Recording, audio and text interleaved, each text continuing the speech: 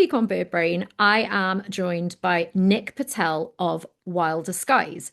For those of you that don't know what Wilder Skies is all about, number one, you are very unlucky because as soon as you've engaged with Nick, you really want to know more about his work. He is bubbly, friendly, really interested, and so passionate in the environment and his locality that after meeting him at Bird Fair 2 years ago, I was adamant I needed to get him on here, and we've only just managed it. So I'm delighted you're going to get to meet him. Nick, before we get into the episode, because I won't have done you justice there, how about you tell the listeners a little bit about Wilder Skies and yourself? Well, firstly, thank you so much for having me on. Can I just say, this is actually the first time I've been on a podcast. Really? Even though I've had my own podcast, I've not been invited to be on a podcast. So thank you for having me. Like you say, I've of Wilder Skies, which is my nature tours business based here in Somerset, and I'm a conservationist. Oh, I really dislike it when people say they're a conservationist because it's a very broad term. I mean, it's amazing. Anyone who's into conservation is amazing. I'm a conservationist. I'm a bird watcher, Yeah. and I am just super passionate about British nature. And so, with my nature tours business, I want to show people the incredible nature we have here in the southwest. But more than anything, get them to appreciate it so that then more and more people can love it and want to protect it. Basically, we just need as many people as possible to shout about our wildlife because I think naturally everyone loves wildlife. I just Yeah. think sometimes people need it coaxing out of them. As a tour guide, I've got to know then, what nature is it in Britain people aren't shouting about that you try and get them inspired by on your tours, or that you just wish they would shout more about? I mean, there's the obvious ones, which is things like insects and lots of the plant life. I think birds were already pretty good. I mean, bird watching is getting more and more popular, Yeah. but birds are a really good one because they're amazing. They look incredible. They already attract lots of people. But even within birds and insects and wildflowers, it's the stuff I think personally, which either people don't notice because it's not Yeah. incredibly looking, or it seemed to be ugly. You know, Yeah. it's not as incredible as a big peacock or whatever. So I think it's about appreciating the overlooked and underappreciated because sometimes they're the things which actually really, hold together an ecosystem. And if people don't see them or Yeah. appreciate them, why would they want to care or protect about them? Why would they want to, stop a development on a really important bit of habitat if there was nothing on paper incredible to look at? And this is what I think this is what comes down to, like, the whole green side of things, Yeah. the whole green and pleasant land. It's not necessarily always what we perceive as green and beautiful. Some of the best habitats in the country, especially this time of year, are still brown and messy. Yes. But we've got to take that away from our brain and think, how does wildlife view it? Yeah. It must be a really difficult balance as a tour guide to try and inspire passion in people with something that visually is underwhelming, when a lot of the time I'm assuming they come to you initially at least wanting big hitters. Yeah, I mean, we were speaking off camera before, like Yeah. about how even in this country, nature reserves and things are almost attractions. Yeah. People want to go, they want to see a kingfisher in their face. So it can be tricky, but I think it's important to utilize those species which do help bring people in. Of course. Say someone wanted a tour to see a kingfisher, I can try and make that happen. Yeah. And I know that that kingfisher already in their head will excite them and they'll love it when they see it. Yeah. And then, like you say, it's my job then to take that opportunity, now that I've got them out because of the kingfisher, Yeah. to get them interested in the less exciting stuff. So whether that's through actually showing them how beautiful things can be up Hmm. close or whatever, whether that's giving them some really cool facts about Yeah. the lives and the amazing things that some of these things do, like some of the birds which aren't as pretty have amazing migratory stories, Yeah. or just how important they are, and giving them loads of facts and figures about how important they are to the habitat, and then as a result for us as well. So yeah, it can be a tricky one. I'm really glad you've said that because it's probably one of the reasons I gravitated towards you anyway when I met you at Bird Fair. There can be a tendency to alienate people that you should be including in a conversation by belittling, in a way, the things that are their gateway into appreciation. And I don't like it when people sort of laugh at somebody's excitement to see a kingfisher because I always think, well, that's just so condescending because not everybody has had that opportunity anyway. And it's very easy if you've seen loads of kingfishers already to not see why that might be so exciting. But also a lot of people don't even have the language yet to name the things they'd be excited about. But they might come on a tour with you or have a conversation with you and be opened Yeah, up to that and forever be including that creature or that flower into their now requested repertoire, right? Like the thing that they're looking out for. But I don't yeah, think that's as easy to embed or normalize if you are putting people off from the beginning. yeah. I think one thing that I've always found tricky, and my wife laughs at me for this, is whether we're just out and about birding or Uh-huh. whether I'm on a tour. I hate correcting people, and I Yeah. and like when someone's trying and Yeah. they're, oh, is that so and so flying over? I absolutely hate saying no, it's not, it's this. So I will, as much as I can, try and, because you want to encourage people, Yeah. and like you say, you never want to come across as patronizing or belittling, particularly if it's something people are enjoying and if it gets them more into nature. That's a bit of a hard line to walk, but at the same time, there are ways, I think, and obviously I'm always trying to evolve, make myself better at it, Yeah. in being like, you're close. I can see where you're coming from. It's definitely got that sort of a pattern to it, or I can see how you'd think it was that. And what we have here actually, and this is what I do is I say, and it's actually even better what we've got here. This is Yeah. blah de blah. So it's sort of like appreciating what they've achieved, their engagement in it, and then sort of like trying to make it even better for them rather than bringing it down. For Sorry, I've sure. gone off on a bit of tangent there, No, but I like it. It's important. I definitely like validation, right? And I don't even find that uncomfortable. I think people like validation. And, I still get a little buzz when I talk to other birders, when I identify like I'm like dismissive about, oh, it's just an LBJ, because that's me retaining the fact that some birder at some point used that phrase and I didn't know what it was.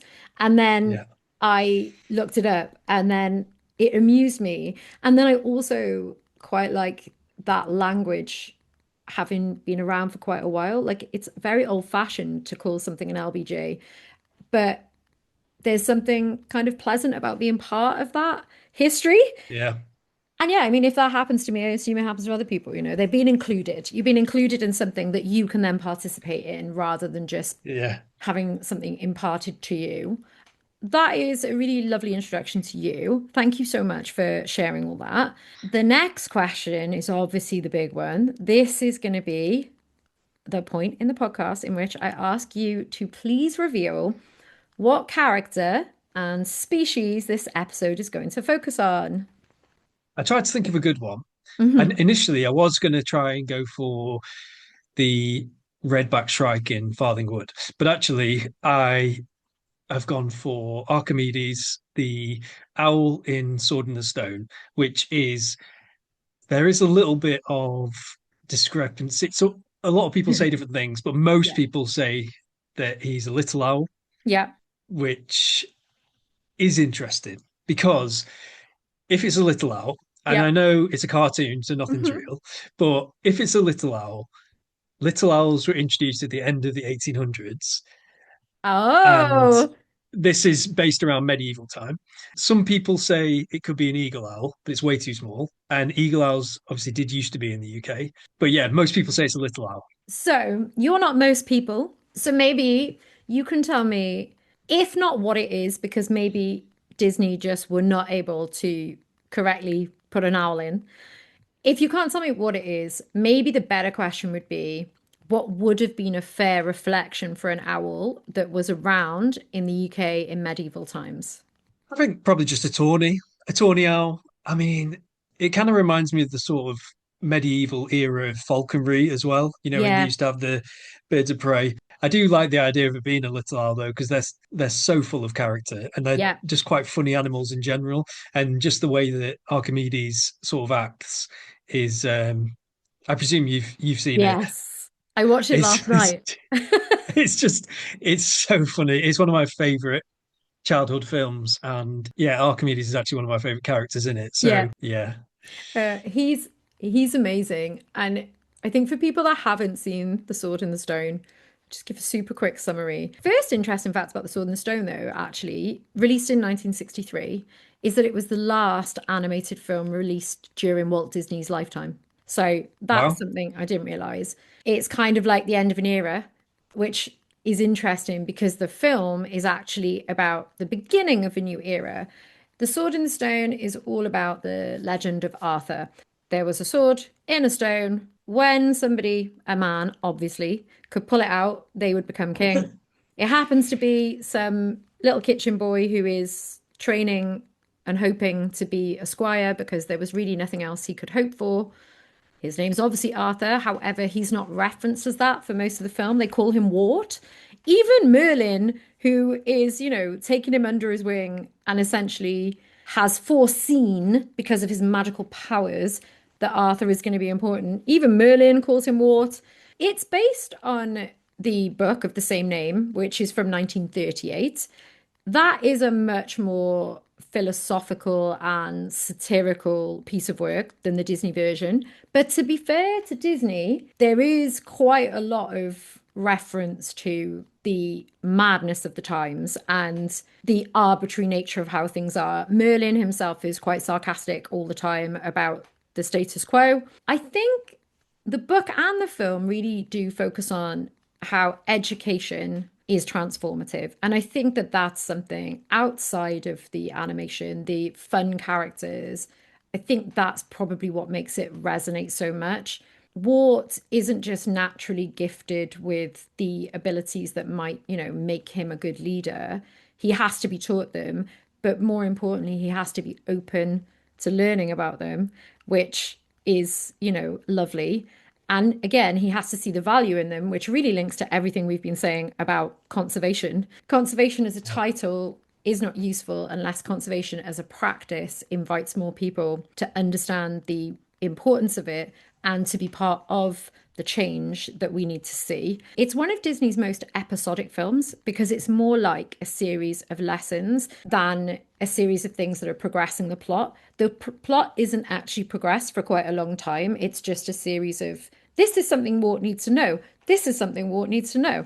And within that, we've got Archimedes frustrated that Merlin is haphazard at best, constantly putting Wart in danger, and Archimedes reluctantly ends up helping. And then, right at the end, we've obviously got the fact that Arthur Wart becomes king. I love it. Do you know what? It's one of my favorite stories and films. It's Uh-huh. I also love, just on a side point, I Mhm. really love the pike scene. Um Yes. in the water. Even though as a child that is a quite traumatic Yeah. scene, that actually really made me interested in pikes as well. Yeah. And because it's a really accurate It's an animation of a pike. amazing animation of a Um pike. I yeah. thought that last And night. it sort of gave them a bit of, oh, there could be a pike in the water. Because we don't have like deadly sharks or anything. It's like the pikes, like the shark in the UK. But yeah, I think the story as well underlines the sort of like underdog type Yeah. situation. Like the classic in the Lord of the Rings, the hobbits are the underdog. Yeah. Like people think that Wart can't pull out the sword because Hmm. he's the underdog, he's a small lad. Yeah. Like you say, there's obviously no mention of women in No. the thing, but that underdog sort of theme could be applied to so much and conservation, like you say. Uh-huh. I guess we should probably start with one of the obvious ones. Archimedes, like nearly all owls that are included in animation, leans very heavily into the idea that owls are wise. Do you think that that association helps people care more about them, or does it get in the way of understanding what owls are actually like? Yeah, so on the face of it, I think you'd think it would be obvious there'd be a big respect for something which is old and wise and the head of the forest or whatever. But then I think in film and TV and story culture, there's so many things which don't get the respect in the same sort of way. So obviously things like maybe not tigers, but something like a tiger Mhm.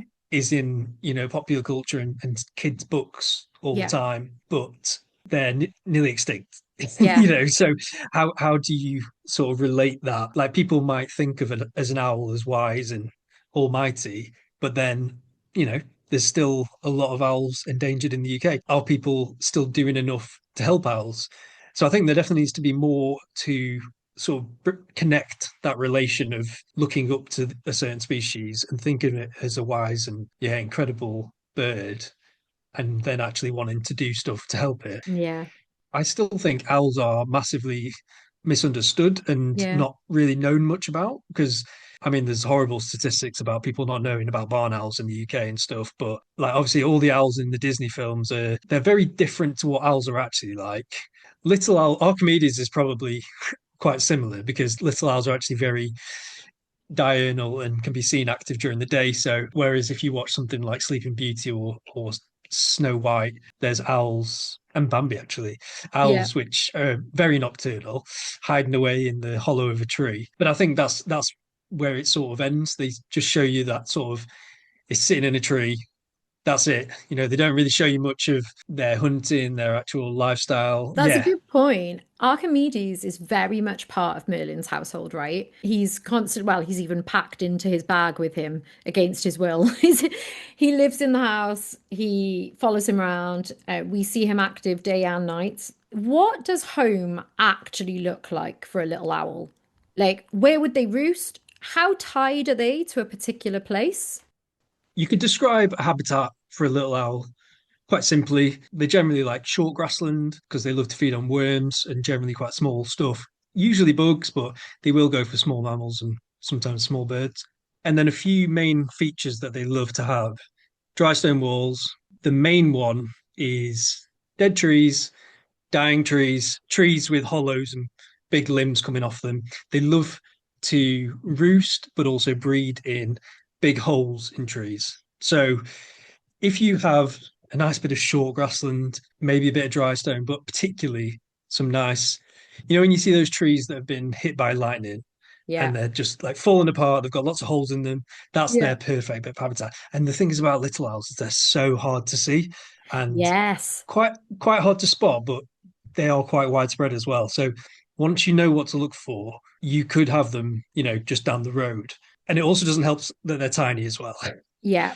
Their sort of main habitat is open grassland, bit of deadwood, and they spend a lot of time sitting. They sit on a wall, on a post, in a tree. But once you found them, they're just going to be sat there. Do little owls stay at the same location? Do they migrate? Do they change nesting sites? Like, what about that side of things? Yeah, so little owls are very stationary. They don't really move. They don't really migrate in this country. A little bit like tawny owls, which stay still. Little owls will stay on their patch for life, Okay. basically. And that's one of the reasons why they weren't here anyway, Yeah. because they don't fly very far. They don't migrate. So they were introduced, like I said, at the end of the 1800s from Holland. So not from far away, but they Yeah. just hadn't been here because they don't fly around. So yeah, so if you've got one on your patch, they'll be there. Okay. There is some accuracy there with the film. He seems to be very attached to the home life that he's part of. Yeah. On the other side of attachment to locations, we've also got the loyalty he displays to Merlin, because even though Merlin winds him up, he still seems to be there supporting him in his capers. Now, I'm not going to ask you if it is realistic that a little owl would try and support a sorcerer, but what I am wondering is, do little owls form any kind of long-term bonds or attachments, or are they more solitary than that? From my knowledge, which isn't hugely extensive on it, Mhm. but I would say yes, because in the past, where I've known little owl to be, there has Mhm. been pairs. So I Um, would guess that they're paired up. Naturally, there's a couple of other things that I want to chat to you about to be a bit more specific. So, there is a famous moat scene, and you were referencing it when you were talking about the pike representation in there. So, Mm, Merlin is basically trying to impart on Arthur slash Wart the importance of the imagination and understanding more about the world around him. So, he turns him into a fish, he turns himself into an even bigger fish, but neither of them are anywhere near as big as a pike, and both of them are in the moat. It turns out that Merlin hasn't considered the fact there might be pike in there. Because of this snafu on his part, he ends up in mortal danger. In comes Archimedes to the rescue. At some point, he actually sort of dive bombs into the water. He really hasn't got any choice. He's trying to get Arthur free. How realistic is it that an owl would get completely submerged in water? If a little owl was to get wet like that, could it still fly? Would it cause a serious problem for them? Would it even enter the water in the first place? I think it's very unrealistic for it to enter the water. I think getting wet is one thing, but that particular scene is that would definitely cause it a bit of risk. But first of all, owls want to be as quiet as possible. So Uh-huh. they need to be as dry as possible so they make no noise when they're flying so that they can sneak up. I mean, little owls are slightly different because they, I wouldn't necessarily say they gracefully quarter the fields like a barn owl. You know, Yeah. they sit on a wall, drop down, pick up a worm, get back up again. They are still very graceful birds. But I think it's quite an unrealistic scene, but you do see owls, by water, having a wash. That's obviously really important.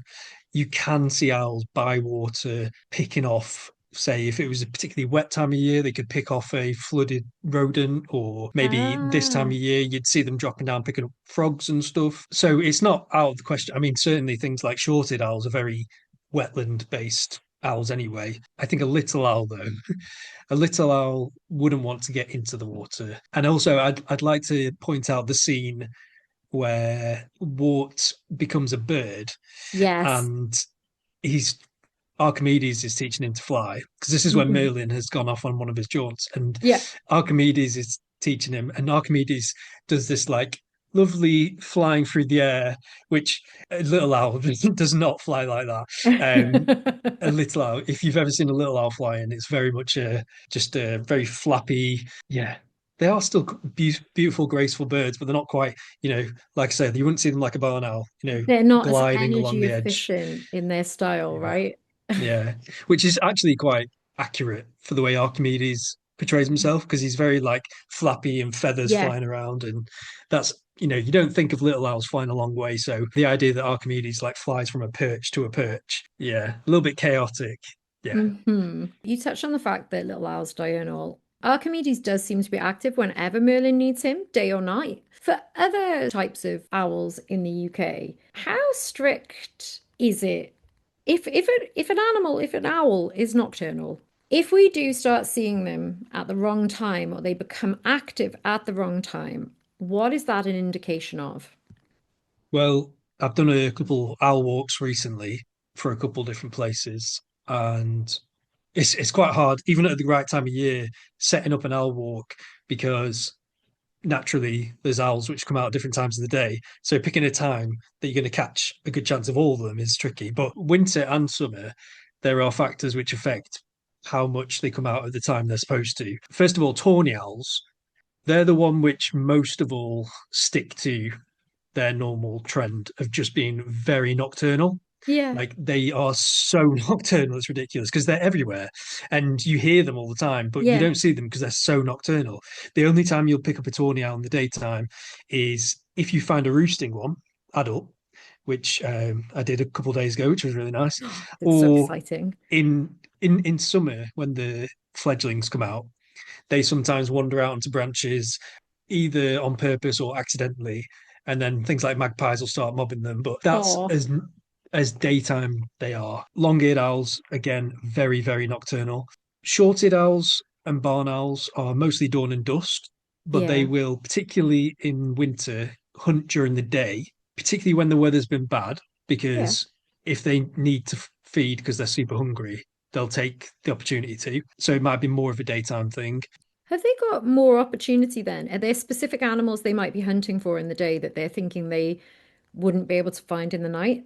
So it wouldn't necessarily be the preference, but they know they've got a greater likelihood? Or is it just they can't sleep because they're hungry?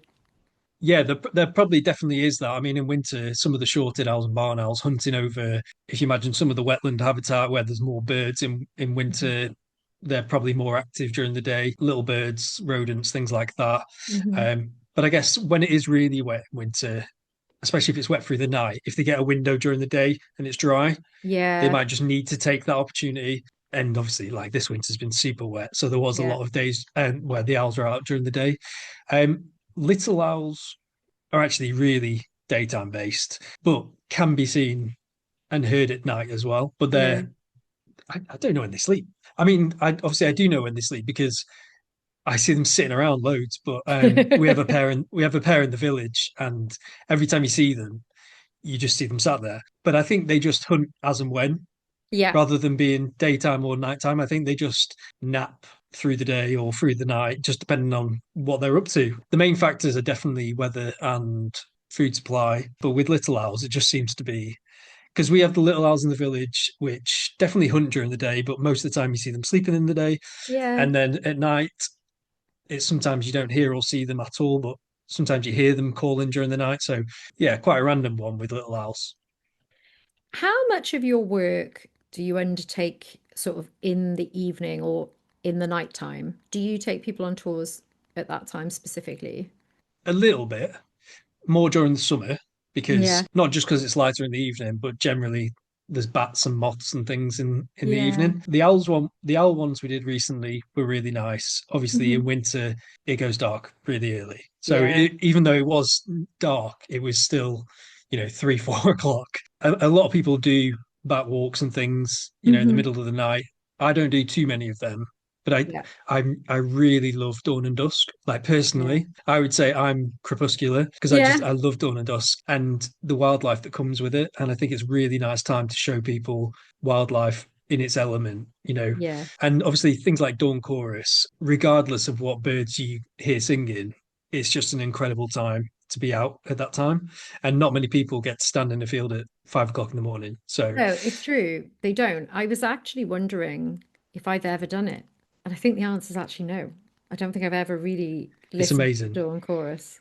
Yeah, even if Um, you just this spring just step out onto the road or around 5 o'clock ish, 5 o'clock, and listen for yeah. just half an hour, it's amazing because we think of birds waking us up and we think of that as dawn chorus, but actually 7 o'clock ish, dawn chorus is starting to peter out. So it's Yeah. it's it's a completely different world really for the birds.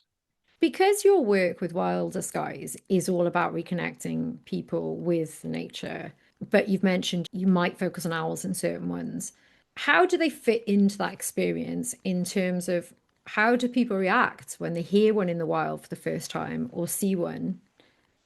It's that reaction which I live for, Yeah. which is as much as I want people to get into wildlife to help wildlife, one of my favorite things about humans is that natural embedded connection to nature, which does need coaxing out with a lot of people, but either whether it's something, a species they've always wanted to see or a species they've just chosen for the day that they want to see, when someone sees something that's just magical to them, Yeah. I always look for that. I always look to see their face because, Yeah. or the way that they react to it at the time, or whether they talk about it afterwards. Hmm. It's it's the best Yeah. sort of reward I could ask for. I mean, it's nice when you show people the things they want to see, Yeah. or people see things which are good on a tour because obviously that's what people pay for. Yeah. But it's especially important to me that it gives them personal value. So it's something which helps them connect to nature or something they've dreamed about seeing, or maybe, and this happens quite a lot, it's something which is connected to their childhood or nostalgic. So, like skylarks is a big one. People Yeah. know that skylarks are out there and they don't really see them or hear them No. much, but they remember them from their childhood, and then Yeah. when you're out on a tour, which isn't necessarily for skylarks, but say a spring tour, Yeah. and then you show them these singing skylarks. I mean, this is something I'm really passionate about anyway, but that connection, the nostalgic memory Yeah. that is just spiked by hearing something from your childhood or the smell of a certain plant. Yeah, it's really special. So Archimedes is essentially Merlin's assistant, Arthur's reluctant teacher.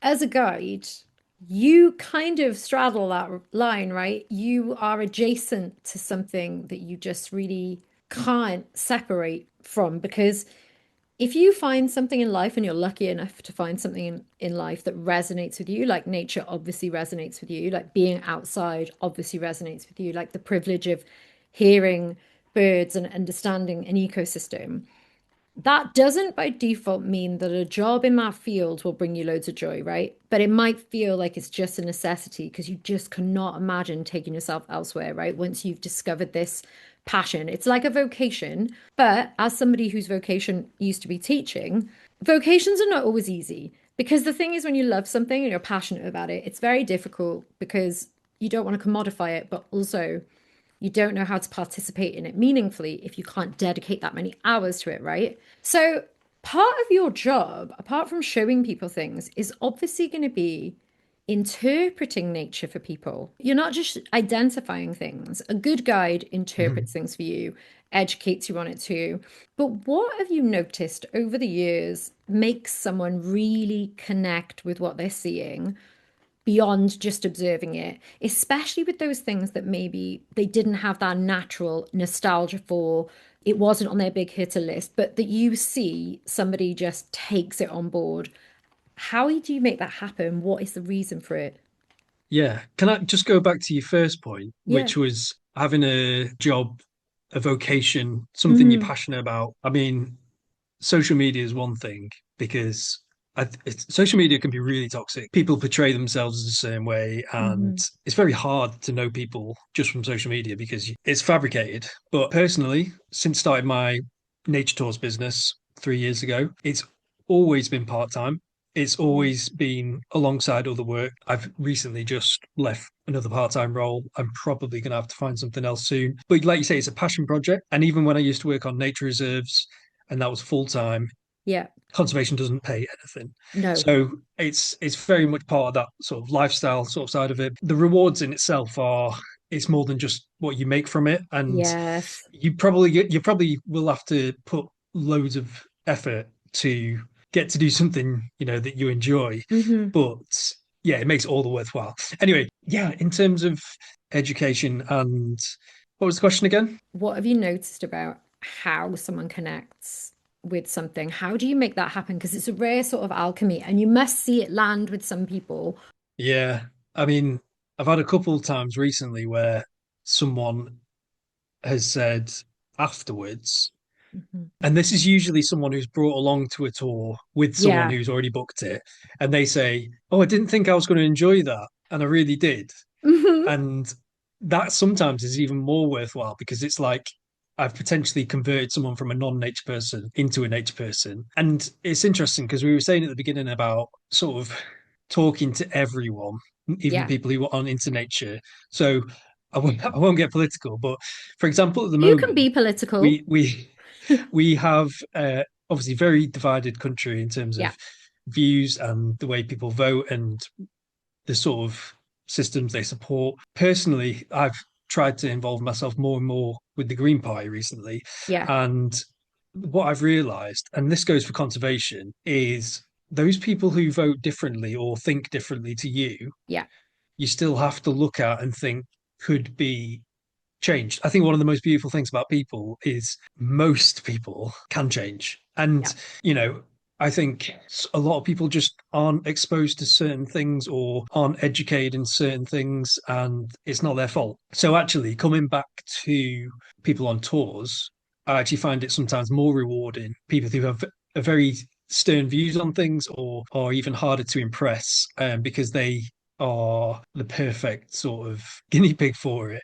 And Yeah. it's not that I am disagreeing with what they're into or whatever. It's more, I want to get people into nature. And I think sometimes you feel like in the conservation world, you're preaching to the choir. Yes. Um, so if I feel like I've shown people nature who wouldn't normally think about nature or haven't seen much nature, if I can just show them a snippet of how incredible it is, particularly in the UK, that could make the biggest difference. And obviously, we spoke about those keystone species which Yeah. get people into nature. I use them a lot, and sometimes it's not even just necessarily seeing them. I like to big them up, and I like to big up.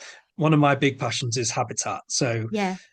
I go full on habitat love. I show people incredible habitats and say that there's amazing species in there. It'd be lovely if we could see them. And that I guess is quite a big part of it. The sort of, oh, we might see this. Yeah. We'll see some amazing stuff, but you if you come back, you might see this. I Well, think, that's a nice hook, given that yeah, they it's are empowered to choose to come back to that environment, that it's not an yeah, invitation, right? It's not, you're not gatekeeping it if you're going on a guide there or if you don't live there. You're saying, come on your own, see other things on your own yeah. too. And you're inviting people to participate in that landscape. Yeah, I want people to go home and think I'm going to go see stuff myself, or I'm going to go. So I always try and make my tours as conservation based as possible, in Yeah. the sense that I want people to help nature as well. So I encourage people to, and I get a lot of questions about gardens and stuff, but Yeah. I encourage people to, not forcibly, but try and encourage them to go home and think, how could they make their garden better? How could they Yeah. encourage their friends more into conservation and stuff? So that is something I try and get across, as well as showing species. It's here's an amazing species. You could help it by maybe donating to this charity, maybe volunteering with this charity, Yeah. or you could help it just as much, because helping nature is helping everything. Going home, helping nature in your local area, going home, talking to your neighbor, talking to your Yeah. friends, your family. It's, for me, a lot of it is changing mindsets through conversation. Yeah. So actually, on a tour, I do try and have, it sounds stupid, but impactful conversation as well, because even if it was a horrible day and we didn't see anything, I want people to still feel inspired about nature. I don't You think know, it's a I silly think, thing at all. I actually think that it might be a really distinguishing feature on what going on a tour with you is like versus have you ever been on one of those hop on, hop off buses when you've traveled? Like, yeah, those don't, there is no scope for a conversation. I'm not saying that they are not imparting great knowledge as well. You've probably got a skilled team that have done all the fact checking, they've put together, often it's just an audio, right? There's often audio recordings. They're really insightful, but there's no participation with that. It's a passive learning. You can't query anything, you can't develop an idea around it. You can't, interrogate it either. Whereas if you're on a tour where somebody also invites you to be part of a conversation and is willing to sort of tailor certain recommendations to you, that is a choice to provide that kind of service and value it. And not everyone's comfortable with that. Some people, they like to have a script and they like to be the authority on something. And that's okay because some people are not natural conversationalists, but I don't think it's silly to call out that you value it and that you center that as a yeah. skill. I like to have a bit of time, not on all tours, but quite a lot of them, to have Mhm. chats, because I think a lot of people, some people do ask questions during tours, some people like to leave things till the end. And Yeah, if having a bit of a conversation and a little bit of friendly question and answer, but also just general human to human, not debate, but if they didn't have a chance to have that on the tour, it's nice to have a little section where, because people might spark more of an interest once they've yeah. seen things, to then get a chance to chat about these things. I'm going to bring it around to a more of a personal question at this point. You're newly married, and I believe you are also expecting a child, which is very, We very are exciting. So twins. you're expecting twins. Oh, Yeah, oh, are you excited about that? I mean, you can't really say no on yeah, the podcast yet, for sure. It would be yeah. really awkward. It's funny because my sisters are twins, so it's not Oh, something which we were expecting, because Obviously, it travels on the mother's Yeah, side, but I guess it's something I've always had the idea of. Yeah, it's just super special. that's absolutely incredible.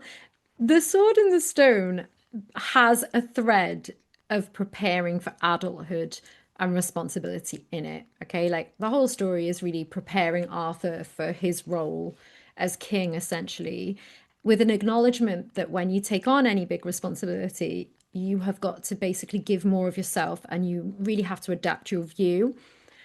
Do you think that spending time in nature has affected you in terms of how you think about home, partnership, building a life? Do you think you can feel that in across the strands of your life? 100%.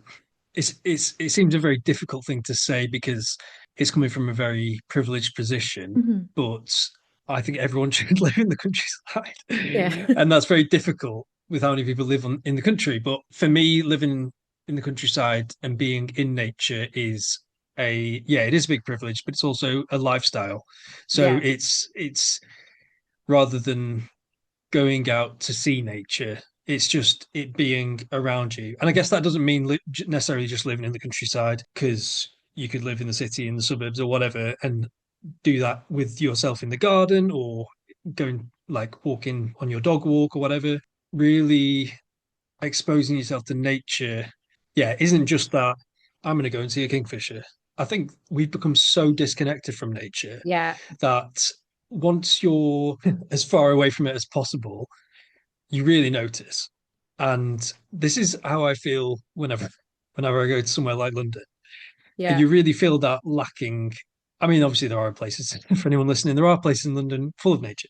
Hmm. But I think as humans, we are such a big part of nature.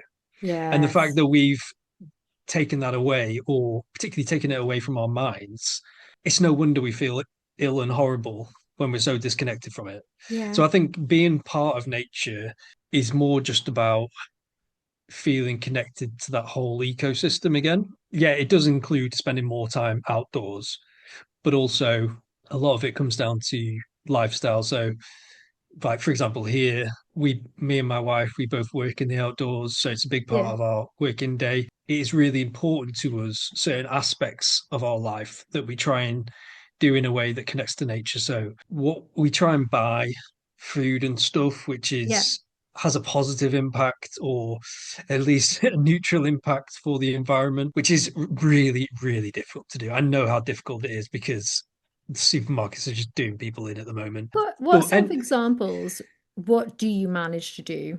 we're quite lucky around here that there's a few local farms we know. My wife is Nice. a farm vet, so she knows people in that respect. But we know some of the farms that are doing incredible things for nature and sell the food locally as well. Yeah, okay. And there's places locally like Yo Valley, which are a big dairy producer.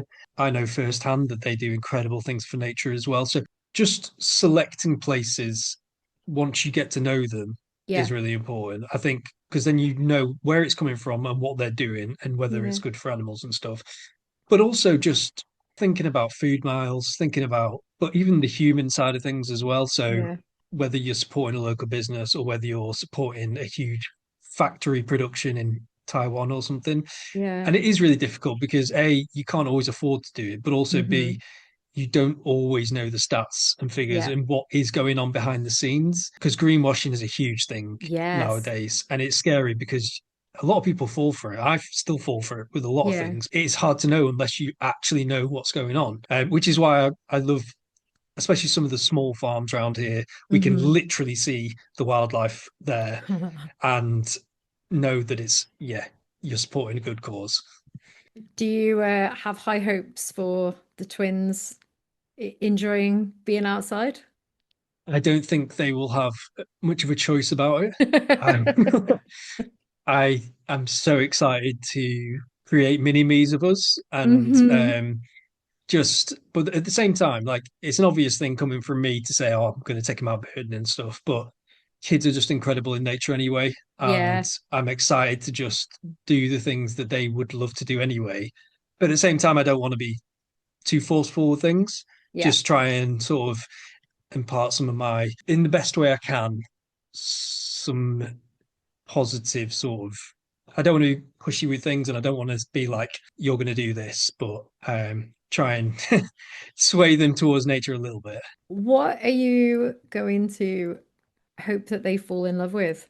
Tell me about what wildflowers, what ecosystems, Mm. habitats, birds. What would you swell with pride over if one of your little ones declared a passion for? Habitats would be amazing. Just Hmm. especially the unloved stuff that we were talking about, wildflower meadows, but not necessarily just wildflower meadows. I love the idea of this time of year when the Yeah. wildflowers are coming out and just them pointing out species Yeah. and that is a thing which people used to have so much, Yes. that background knowledge. I think that's what I would find really special is just that sort of like common knowledge of a nature's calendar. Like that is a big thing Yeah. for me, and to see that excitement in them would be amazing. Well, I think they're very lucky that they're going to get exposed to such wealth of beauty around them, but also people that can obviously direct their attention to it, which maybe is what a lot of us need a bit more of. Right, let's get a list of three from you. If you were going to direct people's attention to three things from your sort of local patch or from around Somerset, or if you prefer just in the UK, what three things do you think people are not raving about enough and you would love them to look into more? Firstly, I'm going to go for regenerative farming. Yeah, I think regenerative farming is, well, it's very up and coming, but I think it's massively the future of nature in the UK because farming takes up the most space in the UK. And if we can help nature that way, then we're laughing. And I just think it's really inspirational and is amazing combination of nature and humans as well. if people didn't know what regenerative farming was, what's the Mhm. highlights? Regenerative farming is just farming more sustainably, Hmm. and it's working with the land, working with nature again Yeah. rather than against it. Hmm. And it's valuing nature as a commodity for farming. And also it's looking at soil health a lot. Yeah. So intensive farming has been, destroying the soil, which to a lot of people probably sounds like nothing, but soil is an incredible Yeah. ecosystem in itself. And without good soil, you don't have farms and you don't have nature. And I think more and more people are realizing that without nature, you can't farm anyway. It's just the next phase of farming for the Hmm. future. It's just going to be incredible, but it's taken a while, but it'll get there. So regenerative farming for sure. I think looking at habitats differently. I Yeah. mean, in that way, it's a visual perception thing. Yeah. So green and messy and tidy and left. So for me, the perfect example is looking at green rolling hills. Hmm. They're probably a monoculture of arable or something, or it's just mown grass or whatever. Yeah. And people still think of that as green, whereas green in a wild sense is actually usually brown, Yeah. tangling mess and stuff that we deem as either unuseful, messy, or unproductive, but to wildlife is often some of the best habitats. Opening people's eyes to visual perceptions, I think, Hmm. is going to be really key. And the thirdly, I'm going to go with the species. Hmm. I like it that you're really thinking about it. It's hard to pick one species if I was like to choose something to You can pick represent. more than one if you really want. I think butterflies are going to be Yeah. a really key part of the future in terms of conservation in the Hmm. UK. I think they're slowly becoming the new birds. I mean, Yeah. obviously, bird watching is only just up and coming, but I think butterflies, because they have that beauty side to it and Yeah. because it's very accessible, people can see them everywhere. I think they're going to do a lot for conservation, particularly in gardens.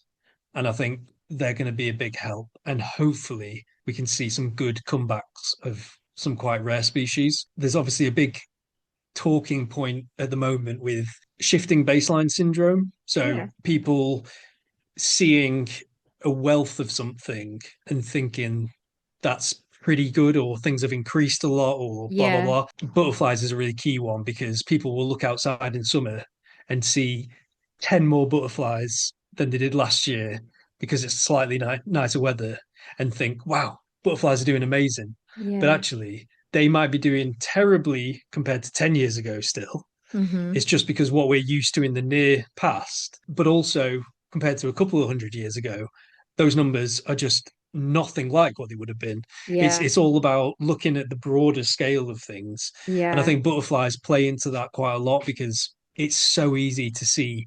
If you saw one peacock butterfly today, it's amazing. If you saw two, people start to say, "Oh, peacocks are having a good year, aren't they?" Yeah. And it's I think it ties into that sort of abundance thing. We Yeah. want to see a wealth of abundance again, Hmm. and yeah, that would be incredible. That would be amazing. It's been absolutely amazing to have you on the podcast. Oh, the dogs came to make an appearance. The dogs popped up on the screen. Who is this? This is Moss. Great name. Hello. Just What breed is Moss? Moss is a Leon Burger. We've got two Leon Burgers. They're Yeah. like a giant breed, Yeah. and you're making panting noises, Moss. Go on that way. And we've got a retriever as well, but she's just woke from her slumber Come for some just in attention. time. But Well, yeah, no, thank you for having me. that's okay. I won't keep you from showering Moss with the attention that Moss deserves. It's been great to have you on the podcast. Thank you so much for appearing. I will put a link in the show notes for people that want to find out more about you and find out about the tours. And it's been great to have you here. Lovely to see you. Take care, Nick. Honestly, thank you so much, Kelly, and hopefully see you again soon at Bird Fair. Elliot explains.